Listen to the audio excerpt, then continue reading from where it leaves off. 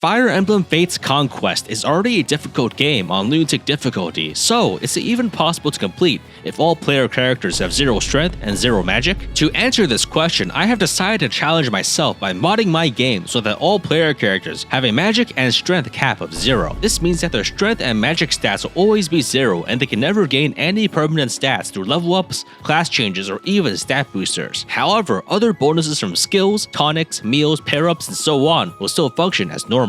All enemies are unchanged and are identical to their base game equivalents, but any captured units will have their strength and magic reduced to 0 once they are under player control. With all player units having 0 strength and 0 magic, damage will be based entirely on weapon might, skill setups, and various other temporary bonuses, buffs, and debuffs, so my success in this run will largely be dictated by how well I can utilize Fates' various systems to their fullest extent. I am not certain if completing the game is even possible under these restrictions, but I guess we'll find out. As such, because of the untested nature of this challenge, I will not be doing this as an Ironman, and so I will save and reload as necessary to explore different strategies and pursue better outcomes. To further add to the difficulty, or rather to not reduce it, I will avoid using DLC, path bonuses, or other similar content unless the run literally cannot proceed without it. Because each chapter will be different from the very beginning, I opt not to use the Branch of Fate, and instead I start the game from the very beginning. Though once I beat chapter 5, I will be free to use Branch of Fate if I deem it to be necessary. So with this, I begin the game on Lunatic Classic difficulty. For my avatar, I create a male Corrin with a plus defense boon, minus magic bane, and an Oni Savage talent. Since strength and magic cannot be reduced below 0, the minus magic bane will afford me no further penalties. In chapter 1 of Conquest with 0 strength and magic, we get Corrin who has 0 strength and 0 magic.